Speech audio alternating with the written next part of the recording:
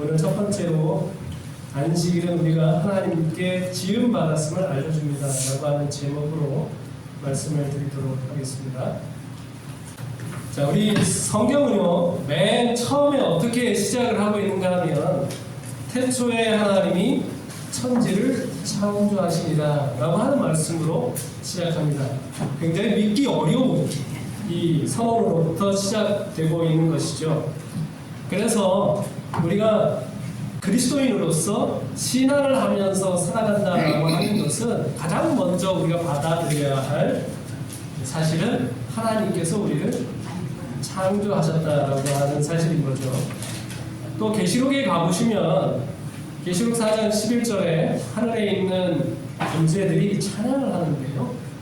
그 찬양을 할 때 하나님에 대한 찬양의 첫 번째 주제는 무엇인가 하면 우리 주 하나님이여 영광과 존귀와 권능을 받으시는 것이 합당하오니 주께서 만물을 지으신지라 만물이 주의 뜻대로 있었고 또 지으심을 받았나이다. 이런 찬양을 드립니다. 내 생물과 천사들이 찬양을 해요. 하나님이 존귀와 영광을 받으시기에 합당하시도다 라고 하는 그런 찬양을 합니다. 그 찬양과 더불어서 24분의 장로님, 우리 인간을 대표하는 24분의 장로님이 계신데 그 24장로님들께서 부르는 찬양의 노래가 뭐예요? 만물을 하나님께서 지으셨는데 그 만물이 어떻게 되어 있다? 주의 뜻대로 있었고 그 뜻대로 지으심을 받았다라고 하는 그런 찬양을 합니다. 그래서 성경은 처음부터 끝까지 우리가 첫 번째로 받아들여야 할 하나님에 관한 사실이 있다면 하나님이 우리를 지으셨다라고 하는 사실입니다. 이것은 아마 영원히 찬양하는 주제가 될 것이라고 말씀하는 것이죠. 출애굽기 20장 8절, 10절, 11절에 있는 말씀을 잠깐 보시도록 하겠습니다. 안식일을 기억하여 거룩하게 지키라. 내 남종이나 내 여종이나 내 가축이나 내 문안에 머무는 객이라도 아무 일도 하지 말라.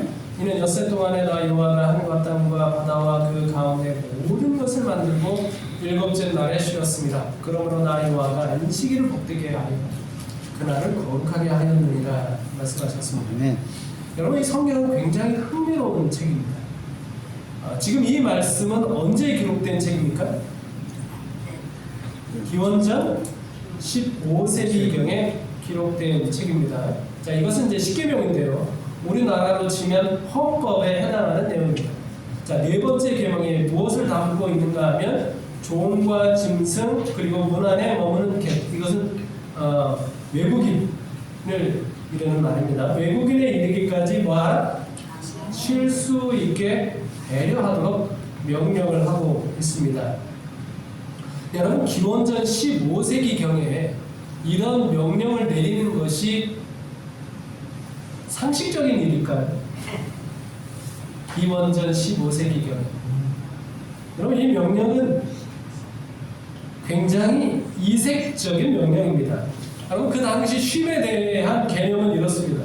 고대 바벨론의 문헌에 보면 에누마 엘루시라고 하는 이제 창조설화를 살펴보시면 사람이 어떻게 창조되었는가 하면 신들이 막 싸우고 다투고 하는 일이 너무너무 많아요. 그래가지고 야 우리가 신인데 너무 힘들다. 그래서 어떻게 하자? 킹쿠라고 하는 신의 피를 섞어가지고 흙으로 이제 빚어가지고 만든 것이 무엇인가 하면 사람입니다. 이 사람을 만든 이유는 무엇인가 하면 신들이 해야 할 하늘의 일을 하도록 만들어진 것이죠. 그래서 여러분, 그 당시에 쉼이라고 하는 것은 신들 혹은 왕, 특정 계층에게만 해당되는 것이지 일반인은 쉼을 공급받을 수 없습니다. 여러분, 조선시대만 해도 종들이 쉼을 보장받을 수 있습니까? 아니요, 결코 그럴 수가 없습니다. 종과 짐승, 외국인은 절대 누릴 수 없는 것이죠. 그런데 하나님께서 뭐라고 말씀하셔요? 그들에게까지 안식을 보장해 주라고 말씀하고 있습니다. 그리고 그 이유에 대한 설명이 너무나 감동적인데요. 왜 쉬어야 되는가? 안식일을 기억해라. 자, 이유는 무엇인가 하면 내가 모든 것을 만들고 내가 쉬었으니까. 내가 그날을 복되게 했으니까, 내가 그날을 거룩하게 했으니까 모든 존재들이 다 뭐 해야 된다?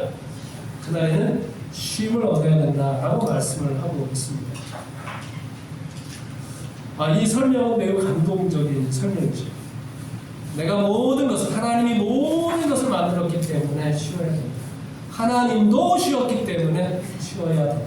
하나님이 복을 주었기 때문에 쉬어야 된다. 하나님이 거룩하게 하셨기 때문에 쉬어야 된다라고 말씀하고 있습니다. 이 말씀의 의미가 무엇입니까? 모든 존재에게는 차별이 없어야 된다는 이야기를 하고 있습니다. 이유는 무엇입니까? 이 모든 것들을 하나님께서 만들었기 때문이다라고 말씀하셨고요.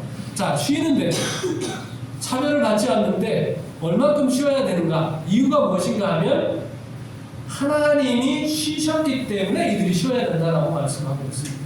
그러니까 하나님이 누리는 것은 뭐 해야 된다는 거예요? 사람들도, 모든 존재들도 차별 없이 누려야 된다고 말씀하고 있습니다. 하나님이 주시는 복이니까 특정 계층만 받아야 되는 것이 아니라 모든 존재들이 다 받아야 된다고 하나님께서 말씀하고 있는 것이죠. 그럼 놀랍지 않습니까? 이게 언제 기록된 말씀이라고요? 기원전 15세기경에 기록된 말씀입니다. 우리는 좋은 것, 쉬는 것, 이 평안, 누구에게만 독점하려고, 내가 만약에 주인이라면 누구만? 네, 나만, 내 자식만 쉬기 위해서 누구는 고생해야 돼요? 종은 고생을 해야 합니다. 종이 힘을 들여서라도 내 자식과 나는 이제 쉼을 누려야 된다라고 하는 것이 일반적인 생각인데, 하나님께서는 이 십계명성에 뭐라고 말씀하셨냐면 네 자식이 쉬는 것처럼 누구도 쉬어야 된다? 종들도 쉬어야 된다라고 이렇게 말씀하고 있는 것이죠. 그러면서 그렇게 명령하는 이유는 우리 창조 당시로 관심을 가지라고 말씀하고 있습니다. 창세기 2장 1절로 3절에 있는 말씀을 보면 천지와 만물이 다 이루어지니라. 하나님이 그가 하시던 일을 일곱째 날에 마치시니 그가 하시던 모든 일을 그치고 일곱째 날에 안식하시니라. 하나님이 그 일곱째 날을 복되게 하사 거룩하게 하셨으니 이는 하나님이 그 창조하시며 만드시던 모든 일을 마치시고 그날에 안식하셨음이니라. 하나님께서 그 십계명에, 그 헌법 속에 안식일 정신을 넣어준 이유가 무엇인가 하면, 자, 창조 당시에 하나님께서 뭐 하셨다? 그렇게 하셨다라고 말씀하고 있습니다. 창세기 2장 1절부터 3절에 보면 여기 언급하고 있는 천지와 만물이 다 이루어지니라, 안식하시니라, 복되게 하사 거룩하게 하셨습니다라고 하는 이 말은 출애굽기 20장 8절로 11절에 똑같이 반복되고 있다고 하는 사실을 발견할 수 있습니다. 여러분, 근데 이 창세기라고 하는 책은요, 굉장히 중요한 책입니다. 물론 이제 우리는 우리의 기원에 대해서 알려주는 책이니까 이제 중요한 책이기도 하지만, 이 창세기를 기록한 이 모세는요, 이 창세기를 들고 누구에게로 갔습니까? 이스라엘 백성에게로 갔습니다. 애굽 땅에 있는 이스라엘 백성에게로 가고 있죠. 근데 애굽 땅에 있는 이스라엘 백성은, 이집트에 있는 이스라엘 백성은 그 당시에 뭐였습니까? 노예였습니다. 그 노예인 자기 백성에게 갈 때에, 하나님의 명령을 받아서 갈 때에 하나님에 대해서 어떻게 소개하면 좋을까요? 이 이집트 땅에서 전혀 존중받지 못하고 아무런 가치가 없는 존재처럼 비참한 그 노역의 생활을 하고 있는, 쉼이 없는 생활을 하고 있는 이 이스라엘 백성들에게 하나님은 이런 분이야 라고 이제 소개를 해줘야 되는데, 모세가 뭘 들고 가요? 이 창세기를 들고 가는 것입니다. 그런데 그 창세기 첫 번째에 기록된 내용이 뭐라는 것입니까? 태초에 하나님이 천지를 너희들은 하나님께서 너희를 지으신 고귀한 존재라고 하는 사실 알려주고 있는 것이죠. 그리고 하나님은 너희에게 뭘 주기를 원하시는 분이시다?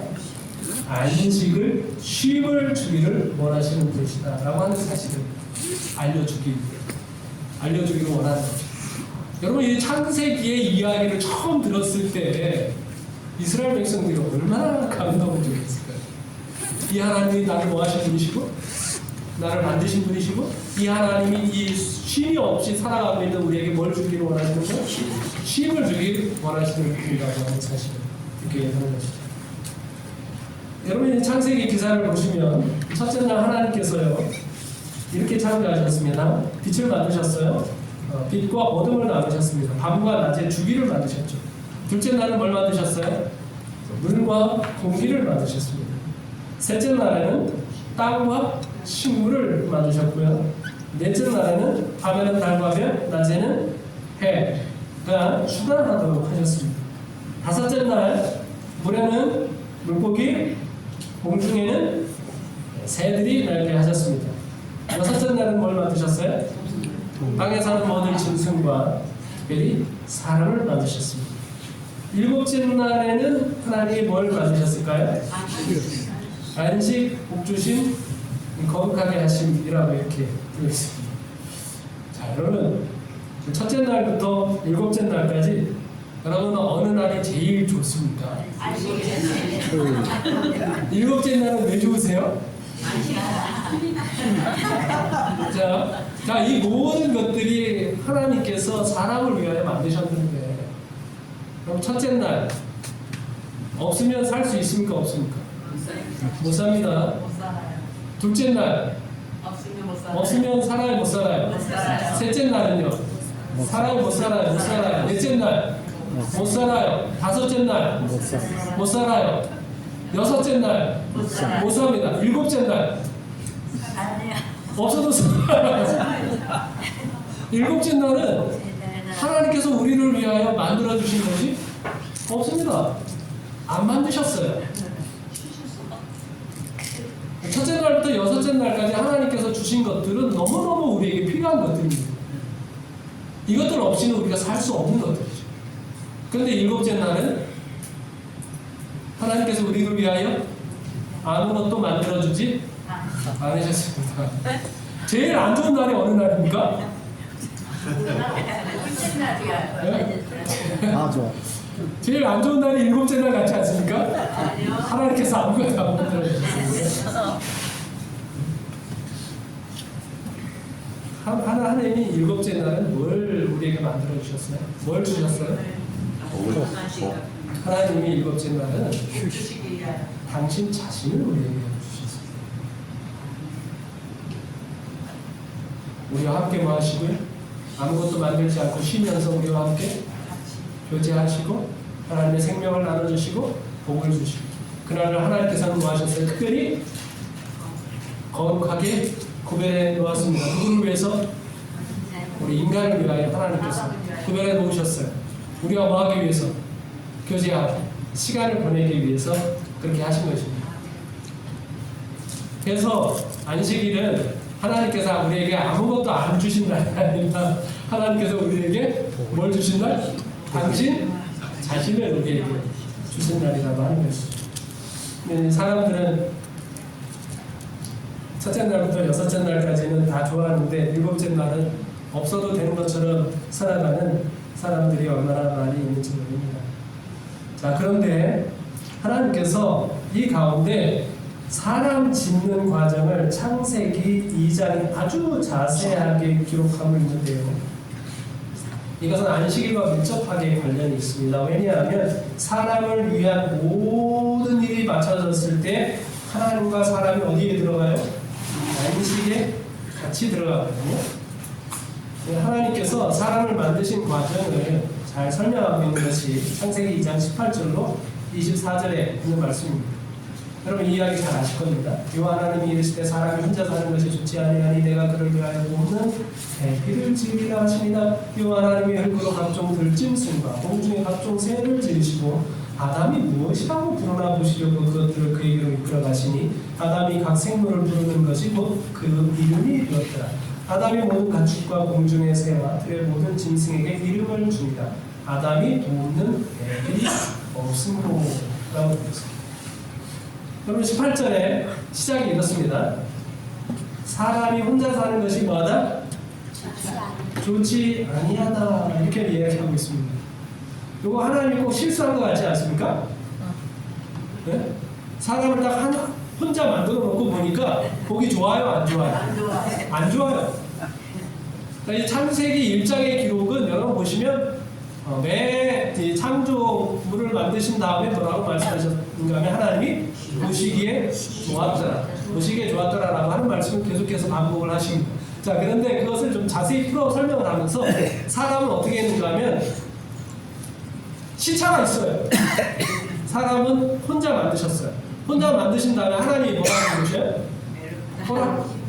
뭐라 이게 사람 혼자 만들어야 나 보니까 보기에 좋아요, 안 좋아요? 안 좋아요. 보기에 안 좋아요. 그럼 이게 하나님이 실수한 건가요? 하나님이 몰랐을까요? 혼자 사는 것이 좋지 않다는 사실을? 아니요, 하나님 아셨어요. 왜냐하면 다른 짐승들을 다 뭘 만드셨으니까? 짝이 있게 만드셨으니까. 자, 그러면 이 말씀은 하나님께서 의도를 가지고 있다는 이야기입니다. 하나님께서 우리에게 뭔가 가르쳐주고자 하는 의도가 있다는 것. 그리고서 하나님께서 뭐라고 말씀하시는가 하면 내가 돕는 배필을 지으리라 말씀하시죠. 자, 그러면 그 다음 이야기가 어떤 이야기가 나와야 돼요? 돕는 배필을 짓는 이야기가 나와야 되잖아요. 근데 그 얘기가 나옵니까? 안 나옵니까? 안 나옵니다. 갑자기 돕는 배필을 지으리라라고 하신 다음에 하나님께서 무슨 일을 하시는가 하면 엉뚱한 일을 합니다. 뭐 하십니까? 예, 사람에게, 이 아담에게 각종 동물, 각종 새를 딱 데리고 와가지고 아담에게 뭐라고요? 이름을 지으라고 이렇게 이야기합니다. 왜 이런 일을 하셨을까요? 하나님께서. 그래서 아담이 이름을 짓지 않습니까? 아담이 참 이상합니다.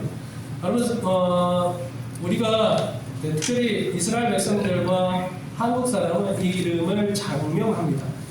그렇죠? 네, 미국이나 이제 그런 유럽 같은 경우는 명명하죠. 부르기 좋은 거 그냥 의미가 없습니다. 그냥 입에 잘 이렇게 굴러가는 이름을 붙이지 않습니까? 프랭크 이렇게 이름을 짓습니다. 근데 한국이나 성경을 보시면 이름을 할 때 장명을 해요. 뭐 합니까? 거기에 의미를 부여하죠. 그리고 소망을 담기도 합니다. 아담이 동물들의 이름을 지어라. 소같이 생긴 게 딱 보입니다.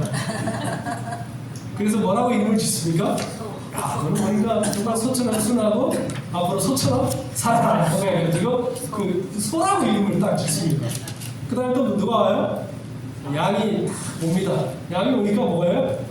정말 양같이 순하고 앞으로 양같이 살았으면 좋겠어요. 그래서 이름을 뭐라고 줍니까? 양 이렇게 짓습니다. 여러분, 이 과정을 통해서 하나님께서 의도하신 것이 있습니다. 아담은 이 모든 짐승을 뭐하는 위치에 있는가 하면 통치하는 위치에 있습니다. 다스리는 위치에 있어요. 그러니까 동물들과 이 아담이 지금 뭐하는 것인가 하면 상견례를 하고 있는 과정입니다. 하나님께서 그 과정을 그렇게 하셨어요. 그러니까 아담이 그것을 보면서 어떤 결심을 합니까? 내가 이 녀석들을 뭐 해야 되겠다? 더 사랑해주고 더 잘 다스리고 더 행복하게 해줘야겠다라고 하는 그런 결심을 하게 되죠. 그러니까 하나님께서 사람과 동물이 처음 만날 때 뭘 의도하시는가 하면 서로가 서로에게 굉장히 소중한 존재라고 하는 사실을 깨닫도록 하고 있습니다. 재림교회가 왜 육식을 하지 않도록 권장하느냐라고 하는 그런 의미 가운데는 이러한 영원한 하나님께서 첫 번째 의도하셨던 이 관계를 뭐 하는 거예요? 회복하고자 하는 것입니다. 그래서 우리가 이렇게 하늘에 관한 묘사 가운데 보면 사자들이 어린 양과 뛰놀고 어린아이가 독사굴에 손을 집어넣어도 서로 물지 않습니다. 서로가 서로에게 어떤 존재? 매우 소중한 존재라고 하는 사실을 가르쳐 주려고 하는 것이죠. 자, 그런데 이거 자체가 목적일까요? 이거 자체가 목적은 아닙니다. 이건 끼어든 사건입니다. 뭘 만들기 위한? 사람을 만들기 위한, 배필을 만들기 위한 끼어든 사건이죠. 근데 아담이 이제 이름을 짓다 보니까요. 저게 이름이 좀 바뀝니다. 어떻게 바뀌느냐? 노란색하고 검정색 줄무늬가 섞여 있는 동물이 옵니다. 근데 이름을 뭐라고 지어요? 네? 이렇게 이름을 짓습니다. 자기도 모르는 사이에 얘들은 뭐라는 걸 알아요? 둘이라고 하는 사실을 압니다. 그 다음에 코가 긴 놈이 오거든요. 근데 그게 긴 놈이 오는데 이름을 자기도 모르는 사이에 뭐라고 지었어요? 코끼리 이렇게 이름을 지는 겁니다. 뭘 압니까?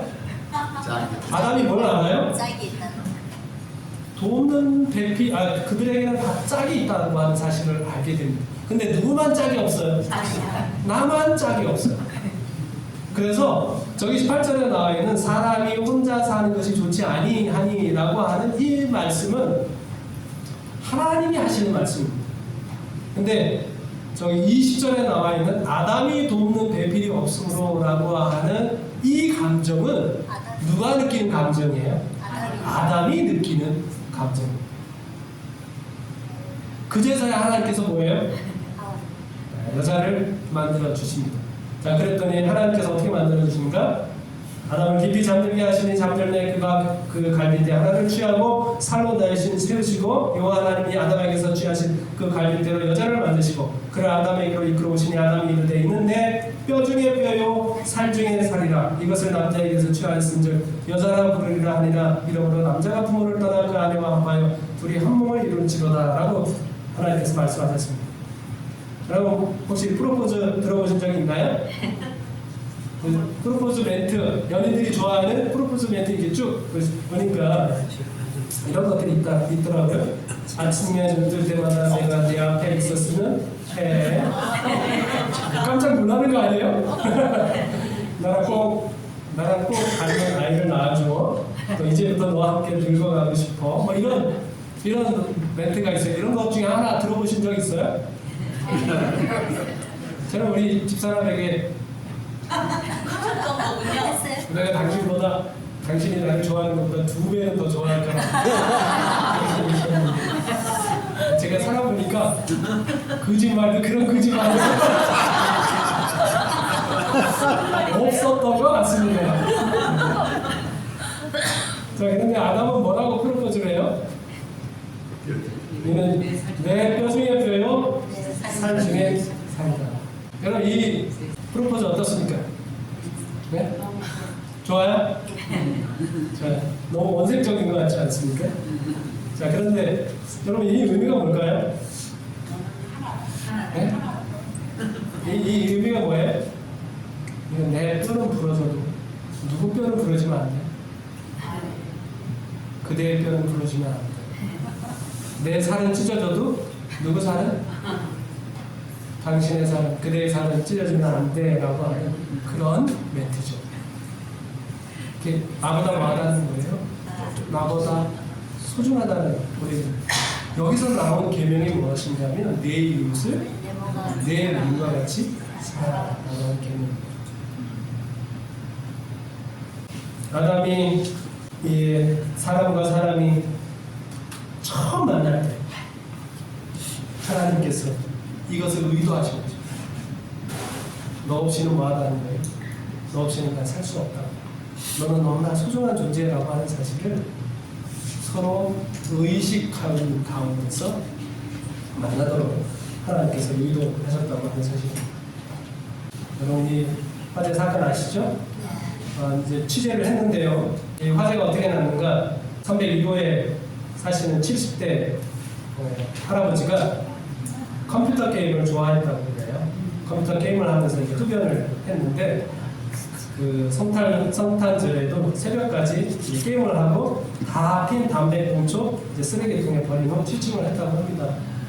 약 4시간 후에 매캐한 냄새가 나가지고 잠에서 깨니까 작은 방이 불길에 휩싸여 있는 것이죠. 자기가 게임하던 그 방에 막 자체 소화를 시도했는데 돼요, 안 돼요? 안 되죠. 연기가 자욱해지고 그 작은 방에 아마 문 쪽에 있었나 봅니다. 이를 빼내기 위해서 뭐 했는가 하면 현관문을 열었습니다. 그렇게 하니까 바깥에서 이제 산소가 들어오면서 오히려 더 불길이 심했고 연기는 그 통로를 타고 쭉 올라가는 그런 상황이 된 것입니다. 이번 그래가지고 이제 급한 마음에 자기 베란다에서 이제 뛰어내렸고요. 그런데 그 위에 살았던 분들은 아파트 그 통로를 타고 올라오는 연기 질식하면서 두 사람이 죽고 30명이 부상하는 안타까운 일을 겪게 된 것이죠. 그중에 이제 아빠가 이 아이를 안고 4층에서 뛰어내렸다가 이제 죽게 되는 그 안타까운 일이 있었습니다.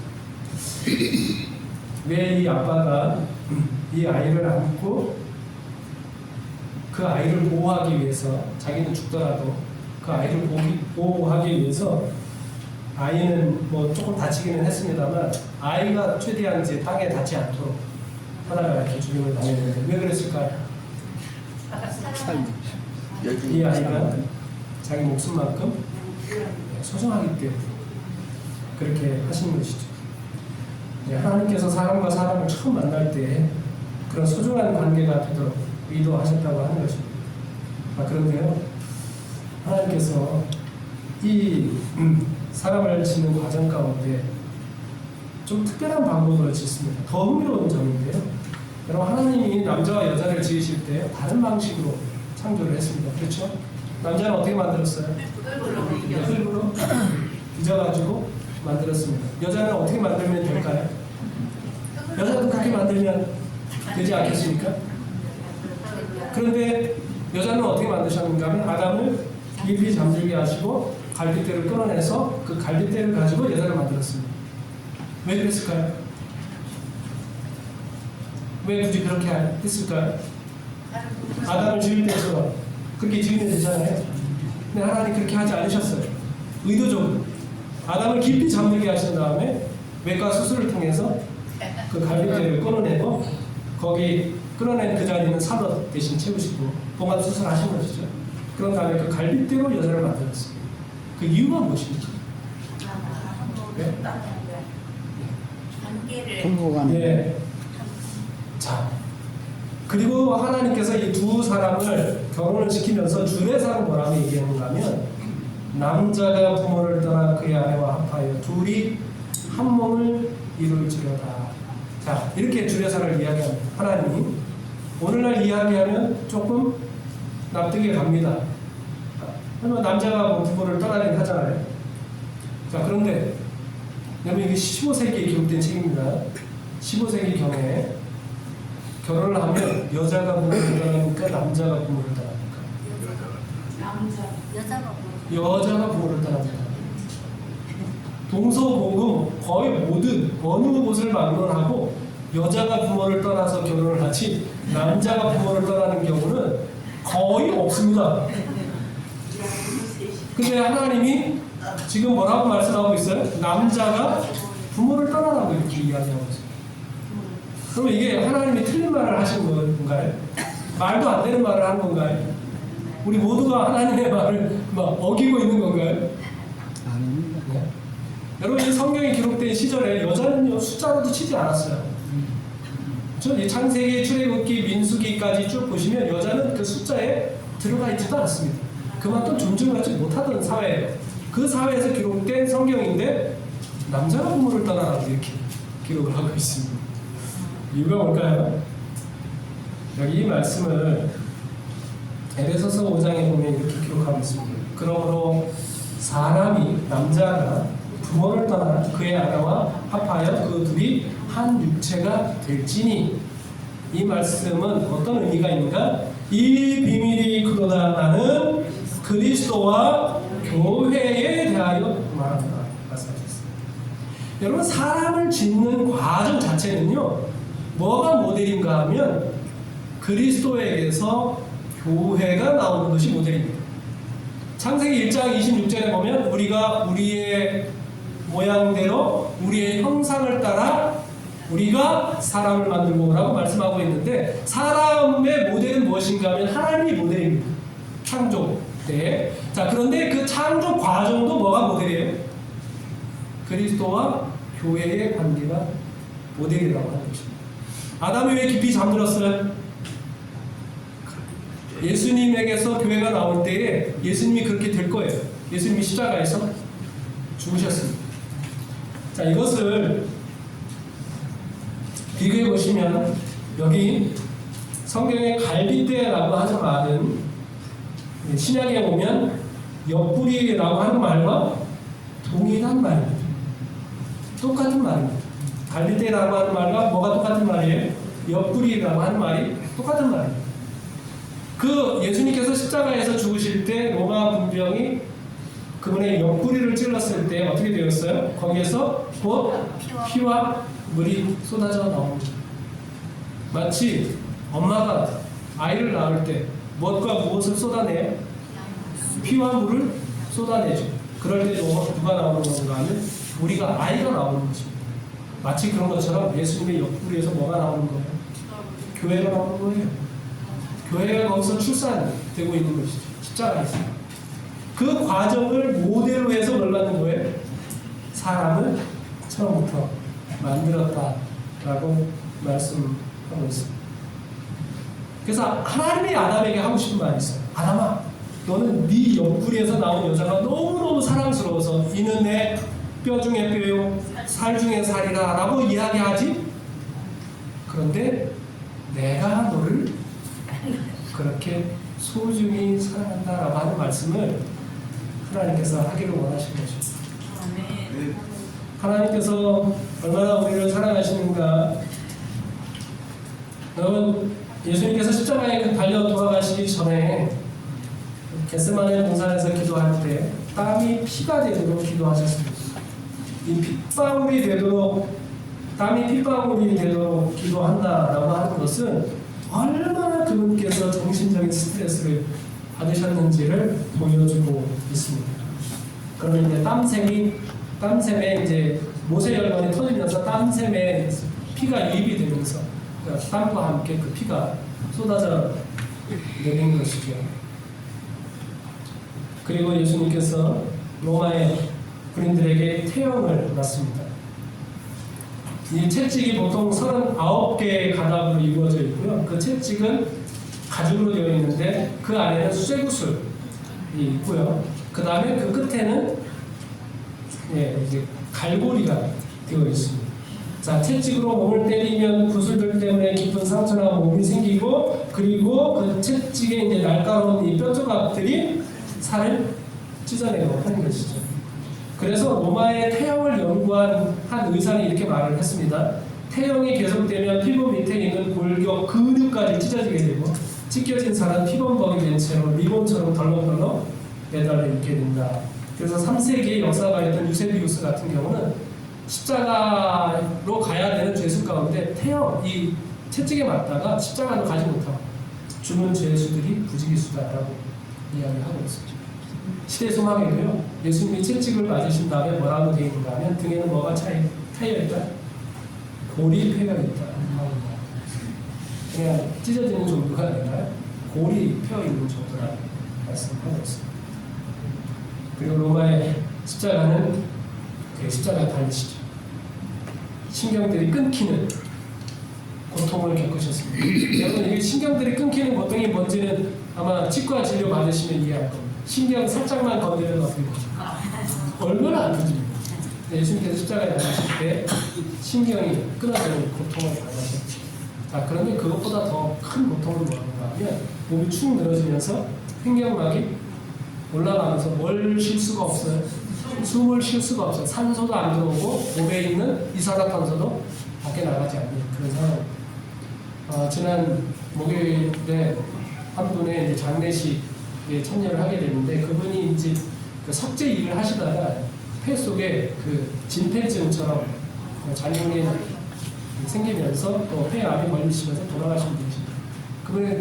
그분이 얼마나 있다가 사시면서 이제 고통스러웠는지 산소통을 메고 이렇게 다니면서 콧줄에 꽂으시면서 다니셨다고 그러더라고요. 근데 숨이 안 쉬어지니까 숨을 내쉴 때마다 온몸에 그냥 고통이 있으면서 숨을 내셨다, 그렇게 이야기했습니다.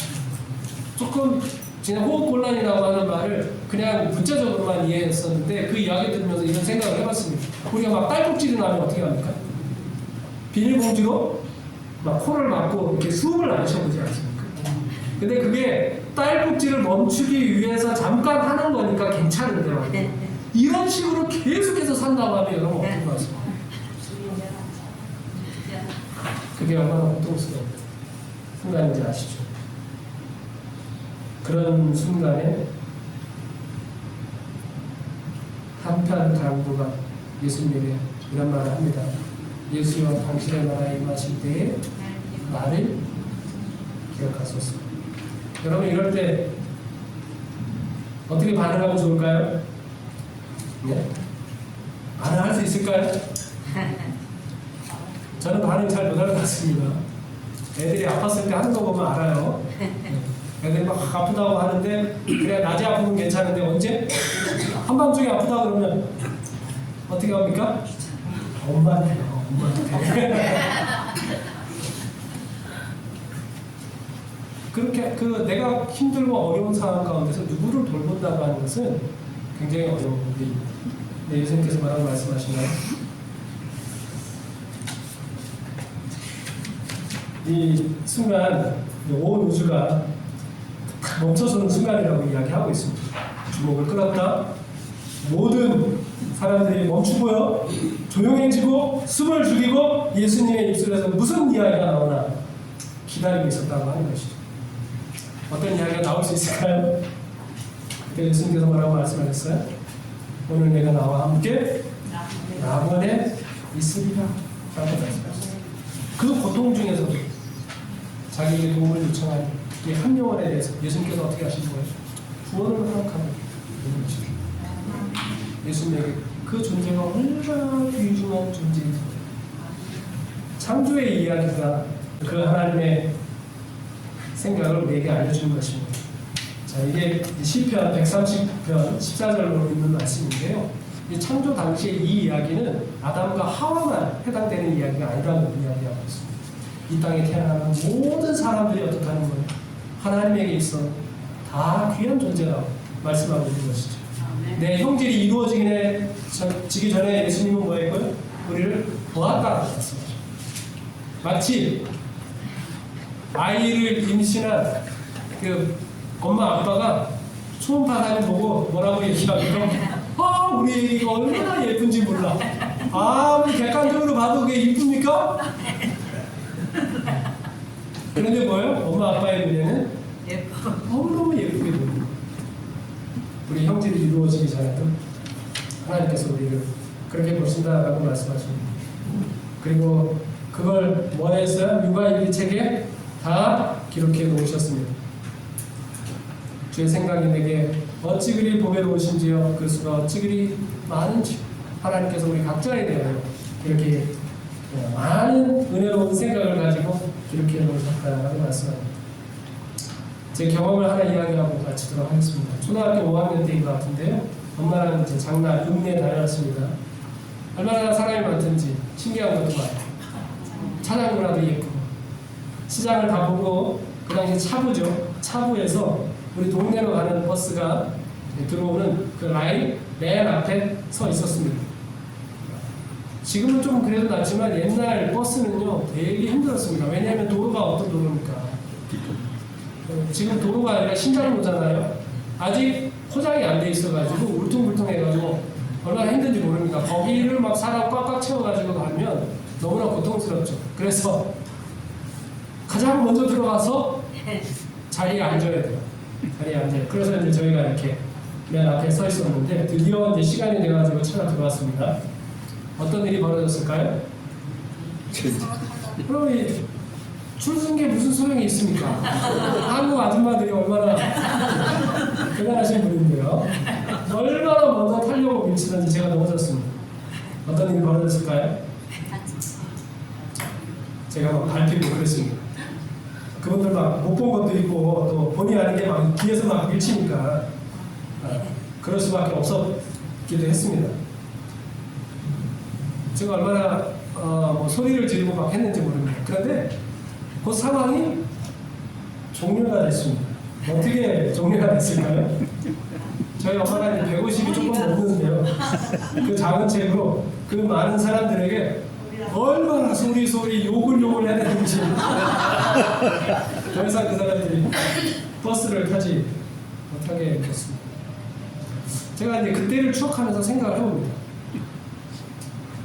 그 사람들은 왜 어쩔 수 없이 저를 밀치고 밟으면서까지 차를 탈 수밖에 없었을까요?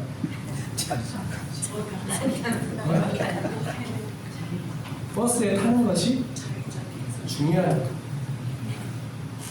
근데 이 마옥자 여사는 거기서 막 왜 욕을 해다니면서 소리를 지르고 막 모든 사람하고 붙어서 대결을 했을까요? 아들이 중요하죠. 여러분, 창세기에 하나님께서 우리에게 강조하시는 것이 무엇입니까? 하나님이 내가 너희를 만들었다. 너희는 나한테 가장 중요한 존재다. 왜? 내가 너희를 지었기 때문이다 라고 말씀하십니다. 안식일은 뭐하는 날이에요?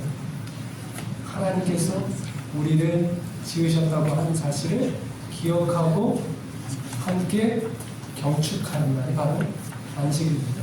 안식일마다 하나님께서 우리를 지으셨다고 하는 사실로 인하여 기쁨을 충만히 누리게 되기를 바라면서 말씀을 마치겠습니다. 아멘.